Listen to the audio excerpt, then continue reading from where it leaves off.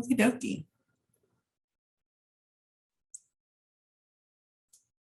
So this is Swipe Left, Dismantling Teen Dating Violence. First of all, happy Black Women's History Week and Women's History Month. 2022 is day 2 of Women's History Month, and it is towards the end of the week. March 3rd is the end of Black Women's History Week, so I encourage all of you on your social media, if you tap into different organizations such as the Say Her Name Coalition, on Instagram, you can see the different prompts for the different days. Each day is a different prompt to celebrate a beautiful, brilliant Black woman in your life through this week. And so I encourage you to do so. So we want to let you know a little bit of who is facilitating with you. So I'll start. My name is Charnel Covert. My pronouns are she, her, hers, and goddess. And I am the community educator at House of Ruth, Maryland. I work in the Training Institute alongside Stephanie and a wonderful team. I'm also a professor at Towson State University, Women and Gender Studies, advocate, community organizer, artivist. I love sunflowers and chocolate and justice. And I'm really elated to be here with you on this Youth Day to share some things about healthy relationships and teen dating violence. This is a deep passion of mine. My social justice work started as a youth organizer. So I was really happy to be back in this space on Youth Day. And I'll pass it to Stephanie. Thank you. My name is Stephanie Romano. My pronouns are also she, her, hers. I don't identify as goddess, but Charnel absolutely is. I am a project coordinator at House of Ruth, Maryland. I've been with House of Ruth for about 5 years. I've been working kind of in the domestic violence and sexual assault field for just under a decade. And I actually went to Towson University, if only Charnel was a professor when I was studying there. I'm also an advocate for women's justice and just equality all around, and I am an animal lover. I do have 2 cats at home, but I love all animals, so. Yay. Well, welcome again from myself and from Stephanie. So just to set up a couple of safe space Zoom rules. First of all, please remain muted unless you are sharing with the group. Please add your preferred pronouns and name in your Zoom box if you feel so inclined. We would appreciate that. Please take care of yourself by drinking, eating, deep breathing. We know this can be a sensitive and triggering topic, so we want you to do whatever you need to do to be well. Please share with a friend. Share the information that you learned today. This is not meant to be closeted. This is meant to be shared widely so that we can dismantle teen dating violence. And also participate in our Slido, which I'll go over in a second. Please post questions or comments in the chat or ask at the end, and always share respectfully and kindly. And as always, share this information in your respective communities. So we have an interactive tool. If you could take a moment with your smartphone, there's a QR code on your screen. This is called Slido. And if you take a picture of the QR code throughout the presentation, it'll be a way for us to interact safely and just in case you feel shy to talk. But if you want to unmute and talk, you can. But this is a way for us to do it in a technologically fancy way, we should say. So if you take a picture of that QR code, it will lead you to the questions that we'll be using. If you're having trouble with the QR code, you can go to slido.com and put in the meeting ID #HealthyTeenDating, and it will take you to our Slido for today. So I'll leave that up for another minute just so you can have that. Thank you, Michael. And we're going to keep checking the chat. So feel free to make sure that if you want to engage with us and you don't feel comfortable or you're in a noisy environment to unmute, feel free to place it in the chat. So today we're going to first define teen dating violence. Then we're going to identify healthy and unhealthy and abusive relationship behaviors. We're also going to define digital abuse and identify methods to protect yourselves and loved ones from digital abuse. And we're going to discuss ways to support friends experiencing relationship violence. So at the end of the day, we're striving for healthy relationships, right? So relationships that are good for you in every way, in your emotional space, relationships that are physically well, they keep you physically well, relationships that have healthy connections between people. Those relationships don't necessarily have to be partners or girlfriends or boyfriends, but it can be friends, family members, classmates, or parents. So ultimately, even though we're going to talk about what unhealthy and abusive relationships look like in teen dating balance, we want to move to a place where all teens and all people can experience healthy relationships. So on the screen now, you see a gradient of what is healthy, unhealthy, and abusive relationships. So starting with the most positive in the green to the left, healthy is based on equality and respect, having open and honest communication, being safe and supportive, having good boundaries, having access to your own privacy, mutual trust and respect, making sure that you have your own identity within that intimate partner relationship or that relationship with your person, and being fair and equal to both parties. Unhealthy relationship, on the other hand, is based all on control of one partner to the other. There's a lot of dishonesty or not communicating or ineffective communicating. There's blurred lines and boundaries. I always bring this up in trainings because it's such a good example. The popular song by Robin Thicke and T.I. called Blurred Lines, I think is just so problematic. And I know a lot of us don't want to think about music as being problematic, but it can be.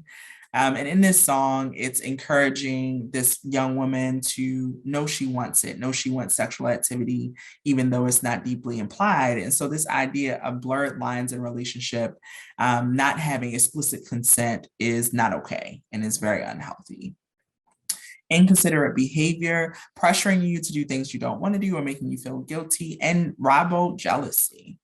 And then a step above that, on the negative end to the right in the salmon color, is abusive, based on an imbalance of power and control. We're going to talk about power and control and how that plays into intimate partner violence relationships. But in this situation, it's a scary, unsafe, or unpredictable relationship. Often you're isolated from friends and family. There's possessiveness or accusations based on fear, power, and control. One person makes all the decisions, and there's a lot of disrespect and degradation of your humanity, your personhood, and your character. So here's our first Slido, and it looks like we already got some answers, so y'all are on it. Thank you. What are some of the different types of abuse? We have sexual, mental, physical, emotional, emotional again, mental, physical, yes, financial, verbal. Thank you all for engaging so intently and so quickly. We appreciate you. You're absolutely right on all of these. And there are many different types of abuse, but we want to focus on these 6 today. So the first is physical, which is usually the most obvious. And that is when you cause pain or injury or physical suffering. So if one of your friends, your homeboy, your homegirl comes to you one day and they don't have like a black eye, their skin is clear, and then the next day they have a black eye, that would be an example of physical violence or intimate partner violence between them. Sexual abuse is forcing sexual activity without someone's consent. That could be anything from rape and sexual assault to forcing someone to make porn or revenge porn or things of that nature. Is specifically not having the consent of your partner when it comes to sexual activity of any level. And remember that for consent to matter, it has to be explicit consent before every sexual act. There's no such thing as implied consent. Verbal abuse is tearing down someone's self-esteem, personhood, and dignity with your words. This one is seen as an invisible type of abuse, but has long-lasting impacts on a psychological foundation of someone, and this leads to mental or psychological abuse. When someone uses mind games to alter someone's sense of reality, such as gaslighting. Gaslighting is this idea that you try to make someone think that their perception of their reality is untrue. It comes from a play where a main character was trying to make his wife feel crazy and kept doing things where he would move her stuff and she would have it on the right side of the table. He would move her purse to the left side of the table. She would ask, and then he would say, I don't know what you're talking about. And so this idea of when your gas is on in your house, you can't see it, it's invisible, but it makes you sick, it makes you alter your reality. That's what gaslighting does. And often with mental and psychological abuse, we see that. Financial is huge because if you control someone's access to economic resources, particularly in a capitalist society, which we, for good or bad, live in, it is critical for power and control over the individual who is being abused to control their access to money, whether that's the cash they have on hand, their debit cards, their cash app, even the credit for young adults in relationships. So credit can determine one's access to jobs in the future. It can determine your access to housing or car loans. And then cultural abuse is using a victim's identity as a means of control. So this one is cultural or identity abuse. And some examples of this might be, what if someone is Muslim and she wears a hijab, the abusive partner takes the hijab or the face covering and head wrap that she has to wear from her. And so she cannot participate in her Islamic culture, such as going to mosque or going to the markets that require her to wear that within her culture. Another example could be someone who is queer but is not out about their sexual identity or gender identity, and a partner threatening to out them to family and friends. This can have real ramifications in terms of physical violence because of gay bashing and homophobia and transphobia, or even in terms of losing one's job because of homophobia in the workplace. What if someone is not a citizen and their partner says that if you tell anyone about the abuse, I will report you to ICE and have you deported? This is another form of cultural identity abuse. To the right, we see the Domestic Abuse Intervention Project's Power and Control Wheel. We use this Power and Control Wheel. It comes out of the 70s. So if you have teens on the line, it might be long before you were born, but still important.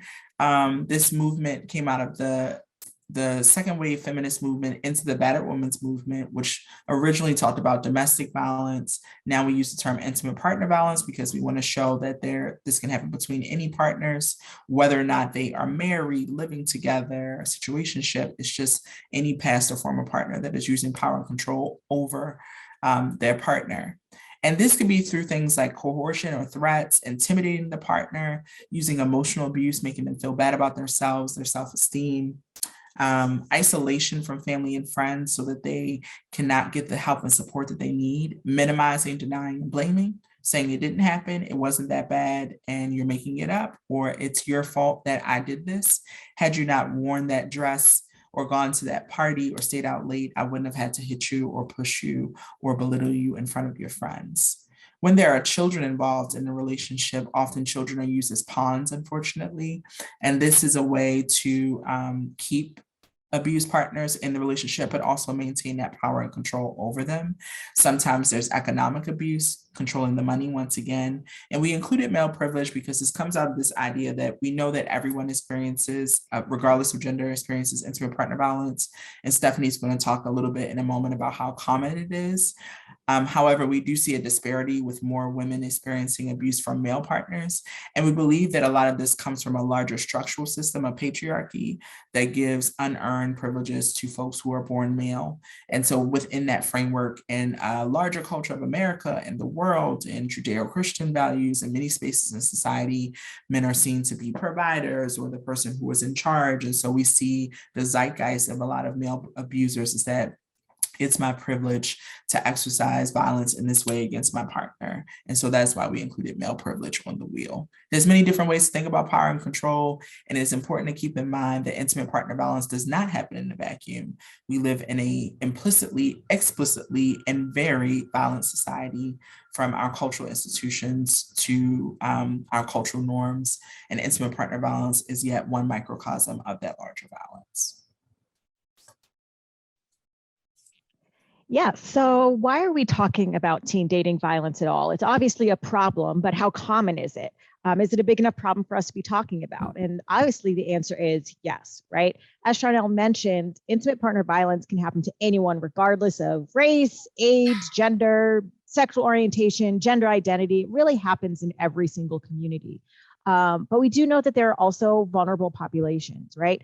So 1 in 4 women and 1 in 7 men will experience intimate partner violence in their lifetime. So again, as Charnel was saying, we are seeing women disproportionately affected by intimate partner violence compared to men. And along those lines, young women and girls aged 16 to 24 actually experience the highest rate of intimate partner violence at almost 3 times the national average. So when we're looking at those 1 in 4 women and 1 in 7 men, the first time that those folks experienced intimate partner violence, 26% of women experienced intimate partner violence before they were 18, and 15% of the men who experienced intimate partner violence experienced it before they were 18. So when we're looking at those numbers, younger folks are really vulnerable in this situation and experience intimate partner violence at high rates. But again, teen dating violence in this kind of realm and in this world is often defined and discussed within a heterosexual context and using a gender binary. So when you looked at the power and control wheel, as Charnel said, we have male privilege on there. And the power and control wheel was created by talking to groups of women who had been abused by their partner, right? So the whole thing was really developed through this gender binary, right? And this heterosexual context. But it's important to note that the LGBTQIA+ community experiences equal to or higher rates of intimate partner violence than their heterosexual counterparts.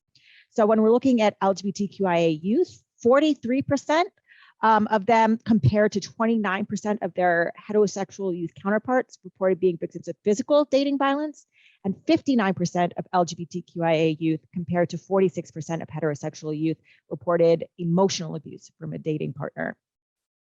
And trans youth, especially, with these studies with the heterosexual context, even when we're looking at LGBTQIA youth, trans youth are still often underreported in those studies. But again, they report the highest rate of intimate partner violence.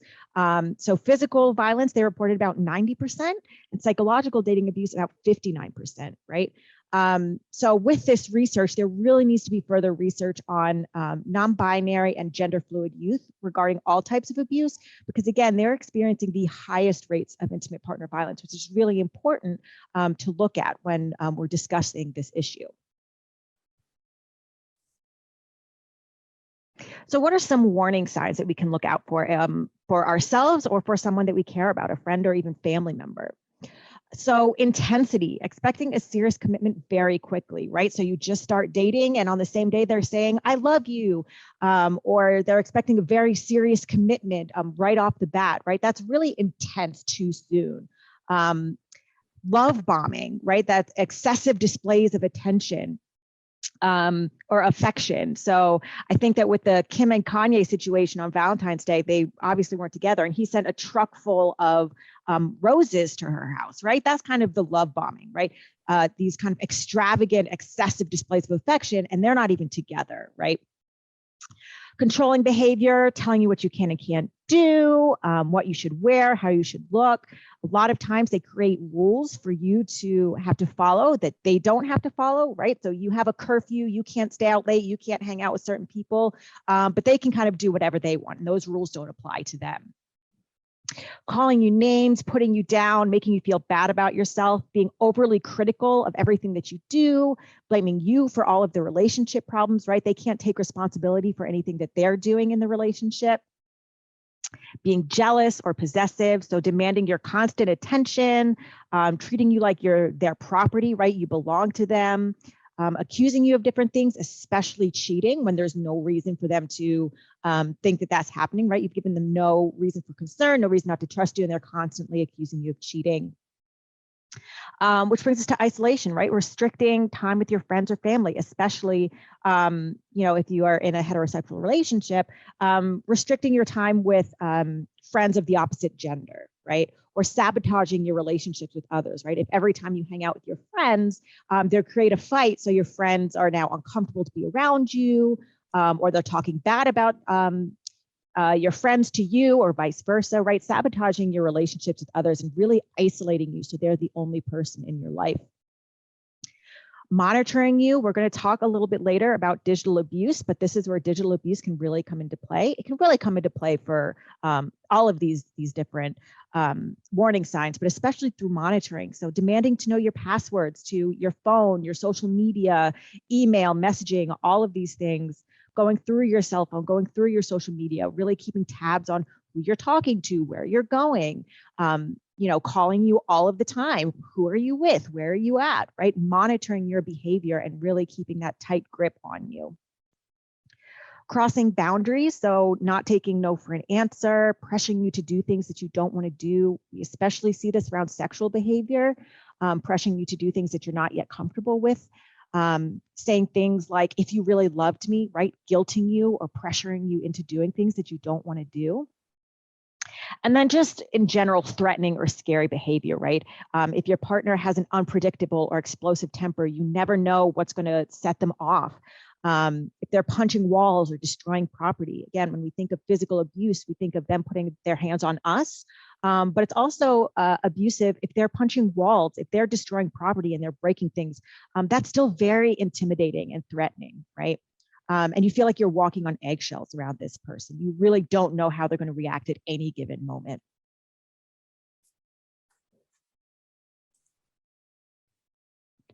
So we talked a little bit earlier about what it means to be in a healthy relationship, when that can escalate into unhealthy and abusive behaviors.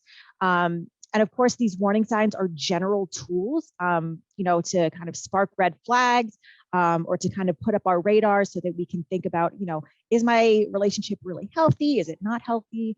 But even using those warning signs, it's not always easy to tell. It's not a cut and dry, this is healthy, this is unhealthy, I'm in an abusive situation or not. So I want to run through a little activity with you all to kind of analyze what we think are healthy behaviors versus unhealthy behaviors and kind of the context around all of that.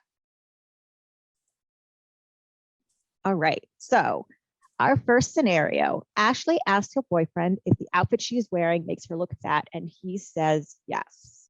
What do we think about this behavior from Ashley's boyfriend? He says yes when she asks if she looks fat in her outfit. Feel free to use the chat or unmute yourself. How do we feel about what's happening here? Unhealthy? All right, Clea, why do you say unhealthy? And if you agree or disagree, Dion is saying it's an honest opinion. Okay. Mia, unhealthy, verbally abusive. It feels demeaning. Jordan is agreeing unhealthy. Okay. All right. So Chanel, let's click on the next scenario. All right, there we go. So Ashley's boyfriend tells her the outfit she has on makes her look fat and says she needs to lose weight, and she didn't ask his opinion. With this context, is it similar, different, the same as the previous? What do we think? Different? Why is it different? Kalia clarifying, I believe it's unhealthy because to be in a relationship, you should uplift each other. And she obviously felt down about it. Mm-hmm. Jordan, still unhealthy.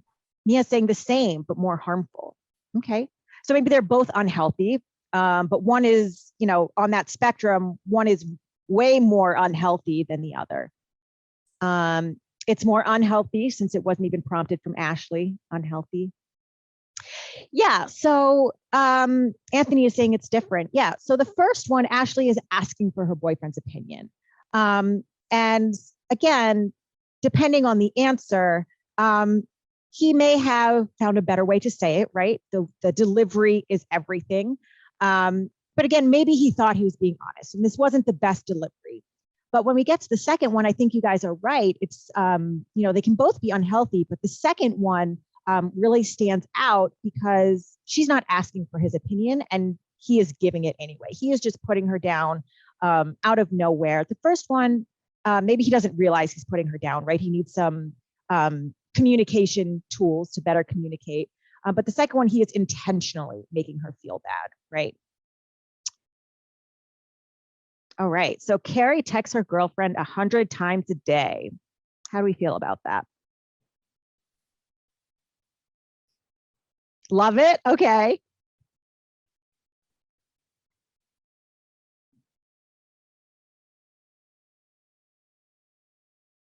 All right, so I'm seeing a lot of people loving it.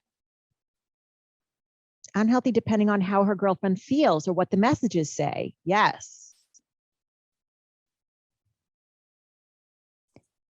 Could be love bombing. Absolutely.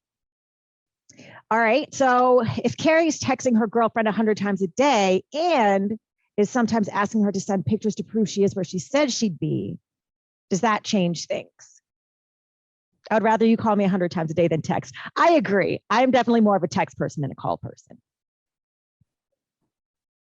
It's different if it's overly obsessive, much worse. Yeah, more unhealthy since now it's controlling their behavior. Okay. So yeah, the first one, it depends on the context, right? If someone is texting back and forth 100 times a day, that could be fine. If it's love bombing, that could be an issue. If, Carrie is texting her girlfriend 100 times a day and her girlfriend isn't texting back, or her girlfriend has already set up boundaries and says that's too much and she's still texting, that would be a problem. But in and of itself, maybe not a problem, right? But once we get into the second scenario and we have more context that she is now monitoring her, saying you need to send pictures to prove where you said you'd be, where are you, who are you with? I agree, that's very unhealthy, right? And kind of abusive, right? If they're monitoring you and they're showing that kind of controlling behavior. All right, Cam receives a picture from his boyfriend and then shows it to his friends. How do we feel about that?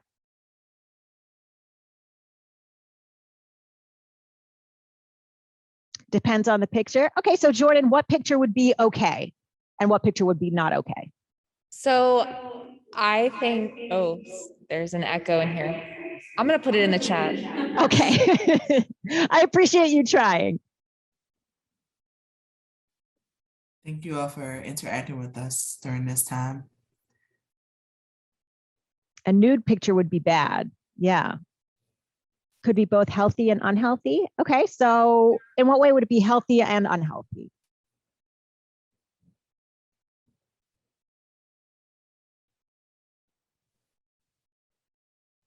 So a nude picture would be bad. What kind of picture would be good? Healthy, a picture of their lunch or something. Okay. Why are you showing your homeboys? Like it's different if you're showing your significant other, but showing somebody their privacy, right? So again, as I said in the beginning, I am an animal lover. I have 2 cats at home. If I sent a picture of my cat to my partner and they showed it to their friends, I wouldn't be upset. Our cat is damn cute and I don't care if everyone knows it. But for the second scenario, if Cam receives sex and a revealing photo from his boyfriend and Cam then shows it to his friends, does that change things? Abusive. Oh no, says Mia. Yeah, right. Right. Violating privacy. Yeah. So the first one, to be fair, if you're sending a picture to someone and they show their friends, best practice, you should probably ask regardless, because maybe their cat was doing something, I don't know, like licking themselves inappropriately or something, and they don't want the friends to see it, right? It's still best practice to ask. But showing a picture of your cat or your dog or what you're having for lunch is very different, I agree, from, if you're sending a photo of yourself nude or, you're sexting back and forth and they're showing it to their friends, right? That is definitely a violation of privacy. Yes. All right, last one. Julia tells her boyfriend how special he is and how much she cares about him. Yes, Mia, I think that encapsulates everything, right? Have respect for your partner and relationship. That's what we're saying. You nailed the entire presentation in kind of one sentence. Healthy, love that, period. Yeah, healthy. Yeah, that's beautiful, right? I don't want to destroy you guys, but I'm going to. Julia tells her boyfriend how much she loves him and threatens to harm herself if he ever leaves her. What do you think of that? There we go. Yeah, that becomes manipulative, right? So telling someone that you love them and you care about them, that's great. That's beautiful. That's what we all kind of want in our relationship.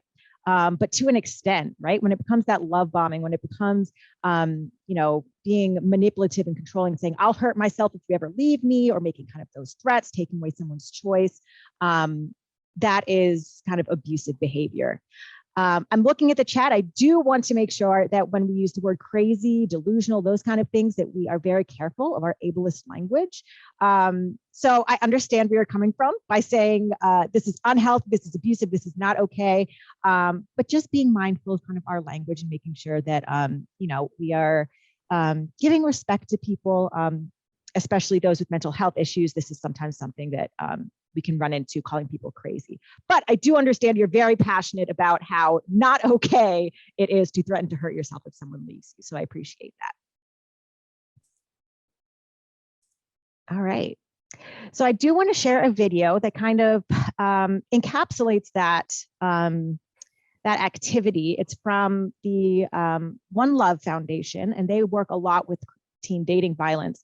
And it can kind of show how people in relationships can use this term, I love you, as kind of an excuse and a scapegoat to do unhealthy behaviors, right? Saying that they can do these abusive things because they just love you so much, they care about you so much, and how that can be kind of confusing, right? So let's go ahead and play that video and make sure, let us know if the sound is or isn't working in the chat, just so that you know you can hear it.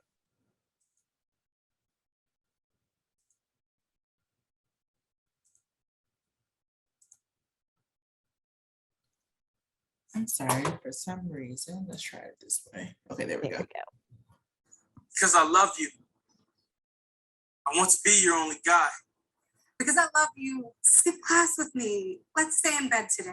Because I love you. I just want to be with you so freaking much.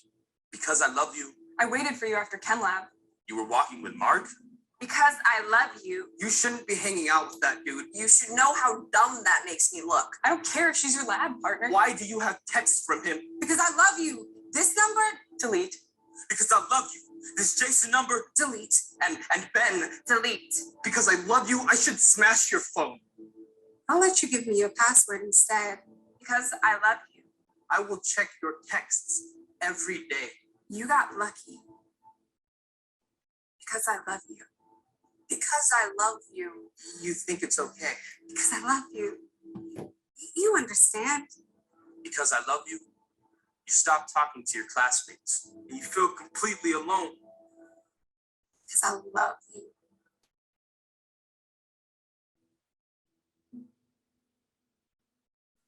That's not love. So I really love that video because it shows how this doesn't happen in a vacuum, and it's not always obvious when these things are happening that it's unhealthy or abusive, right?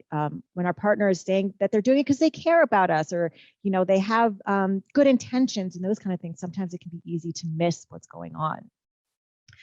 So I'm going to ask in the Slido, what are some of the warning signs that you heard in the video? And then we're going to talk a little bit about digital abuse. I already saw Mia saying that there is manipulative and controlling and obsessive, I'm seeing in the chat. Feel free to put some of those in Slido as well.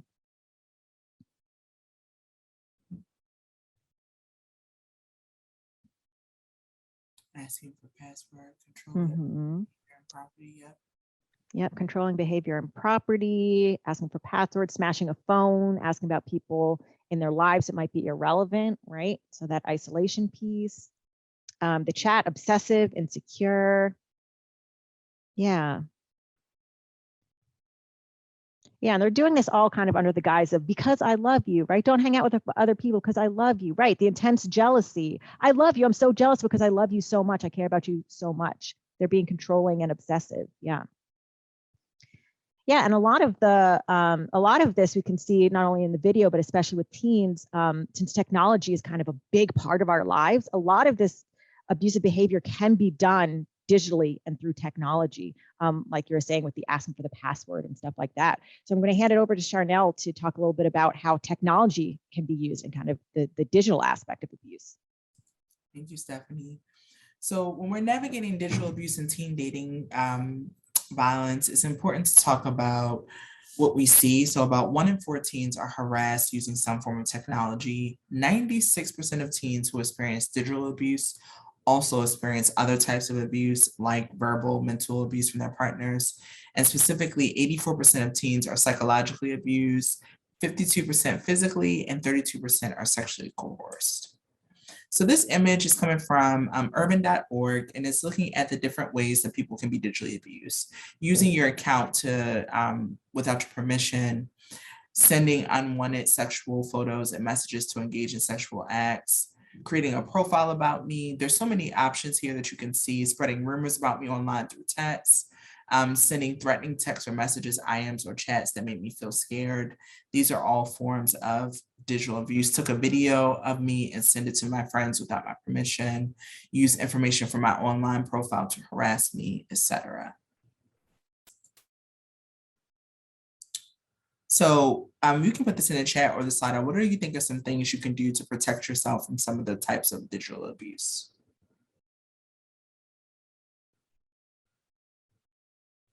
And I'm going to ask Stephanie if you would be able to let me know about the chat. If anyone is in there. Build trust. Okay, that's a good one. So don't ever give out your password. Don't put yourself out there in the open as much as usual. Use strong passwords on the Slido. Yeah, these are good. I like the build trust one. I think that is a very important way of thinking about this. So here's some key things. Be intentional about your digital footprint. Don't ever leave your location. I know it's tempting to be like, oh, I'm at Myrtle Beach. You know, I'm at this location. Please don't ever put or share your information in your post in terms of your identifying information, such as your location. Screenshot and then block. If someone displays abusive signs through the internet or social media, block them and encourage your friends to do the same. And make sure that you document or screenshot the abusive behavior or post in case you need to pursue further legal action. Report posts. There are ways on social media to report harmful posts and abusive posts. Please do that. And update your privacy settings. You can make sure that that person is unable to see your posts or that of friends, or limit even their friends from seeing your digital activity. Can all be ways to protect yourself from digital abuse. So keep in mind that no relationship is perfect. We're not saying you're not going to have argument, that you will not have arguments. It's normal to disagree, but it should be done in a healthy way. Arguments are not about winning, but about hearing both parties.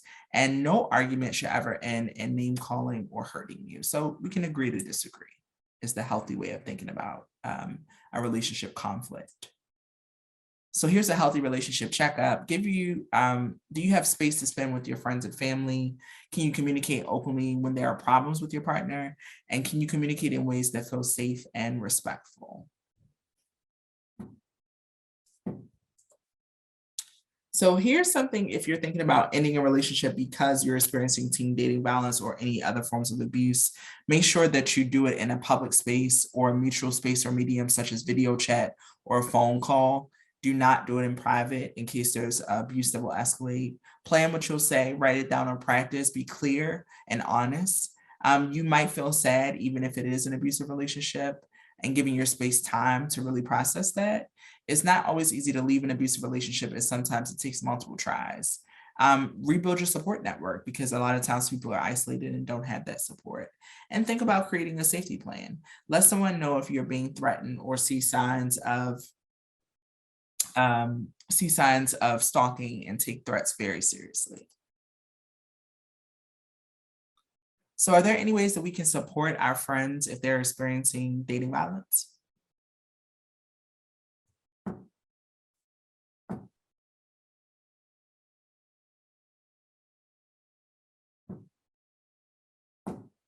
You have anything in the chat? Not yet. What do y'all think? Listen and hear them out. Yeah. Be supportive and understanding. It's hard to get out of a toxic relationship sometimes. Absolutely.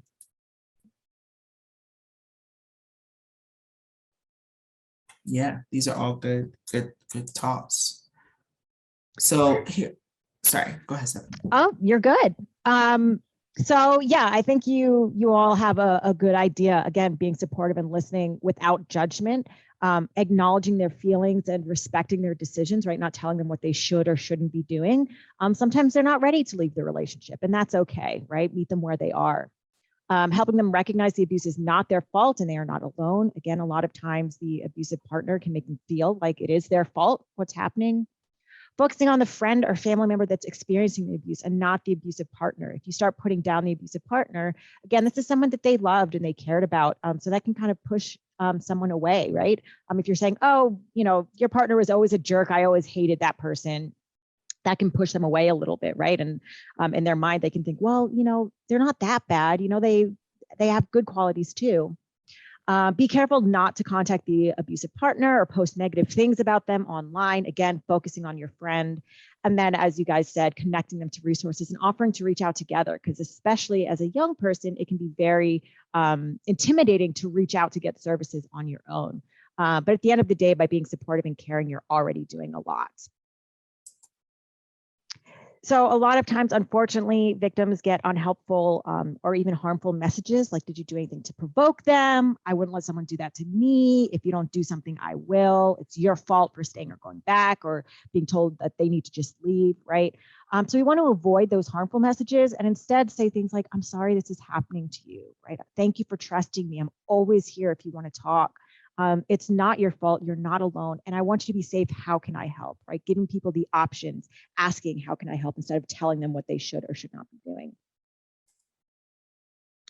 And we can have a tendency to focus on the victim of abuse, right? But sometimes we also know the abusive partner, and it's important to step in there too, because violence is a learned behavior. It's reinforced through our culture, our peer groups, our friends, our family, right? We learn these behaviors, and most abusive partners don't consider themselves to be abusive, and they may minimize the severity or impact of their actions. So help them recognize what they're doing and help them recognize why what they're doing is abusive, right? Be specific about what you saw and how it made you feel. Don't support their victim blaming or justification of the abuse, again, when they're trying to minimize the impact there. And abuse exists on a spectrum. So just because they're not hitting their partner, if they're calling their partner names, speak up at every level, right? When they're using sexist or homophobic or transphobic jokes, call them out even at those times, right? Because it exists on a spectrum, and we want to mention things as early as we can. So some organizations that do the work. So One Love, where the video that we watched came from, they're really great. That's Not Cool.org and Love is Respect. A lot of them have those scenario-based activities as well. The National Runaway Safe Line, they have a chat line on their website, as well as a hotline you can call. A text line for the National Safe Place and the GLBT Teen Hotline are really great resources that you can reach out to, and then kind of things that you can do. Again, calling out and calling in violent jokes, behavior, and cultural norms. Telling trusted adults or support organizations about what's going on so they can help you. We're not asking you to be experts in this. There are experts, so please reach out to them. Creating healthy boundaries in your own relationships so that you're modeling the behavior that you want to encourage in others. Start a club at your school or community, become a peer ambassador or educator, just some things that you can do. And I know that we're about a little bit over time, but we will wrap up a little bit. So House of Ruth, Maryland, we are a domestic violence center, intimate partner violence center in Baltimore City. We have a 24-hour hotline, an emergency shelter, client service coordination to help coordinate different services, counseling, legal assistance, the Training Institute where we talk about the issue. We have an abuse intervention program where we work with abusive partners to unlearn those unhealthy behaviors, and then a location in Highland Town with all bilingual staff. And just a note that all of our services are available to folks regardless of their gender or sexual orientation, regardless of age, and we have all of our services offered in English and Spanish. But the major takeaway is that no one deserves to be abused, and that we really want, again, healthy relationships across the board with everyone, not just your significant other. And so I appreciate you guys joining us. We do have an evaluation for you guys. And if you have any questions, we will stick around and answer any questions that you may have. And here's the QR code for the evaluation. It also has been put in your chat at the beginning of this conversation. So you can either take a picture of the QR code, it takes a few minutes to do, or you can go directly from the link in the chat. Here's our information as well. If you want to have a training in your community with your community group, your youth group, at your church, at your school, your sorority, fraternity, wherever it might be, please reach out to myself and Stephanie as well for any products that you might be wanting on the abuser intervention side, etc. And then House of Ruth's information is listed here as well. And you can call or text us on either of these numbers.